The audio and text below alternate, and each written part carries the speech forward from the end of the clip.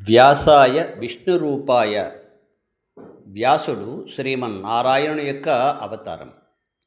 సర్వమానవాళికి గురువు వ్యాసుడే. అంధకారాన్ని తొలగించేది వేదం. అలాంటి వేదాన్ని అనేక విధములుగా లోకానికి అందించినటువంటి గురువు వ్యాస మహర్షి. కనుక సమాజానికి అంతటికీ కూడా, మానవాళికి అంతటికీ కూడా గురువు వ్యాసుడే. వ్యాసుని యొక్క, గురువు యొక్క అనుగ్రహం ఉంటేనే భగవద్ అనుగ్రహం లభిస్తుంది. వ్యాసుడు నారాయణుడే కనుక వ్యాసుని అనుగ్రహం ఉంటేనే భగవద్ అనుగ్రహం లభిస్తుంది. వేదము కూడా మనని అంగీకరిస్తుంది. కనుక మనం వైదికులం అనిపించుకోవాలి అంటే, భారతీయులం అనిపించుకోవాలంటే వ్యాసుడిని పూజించాలి.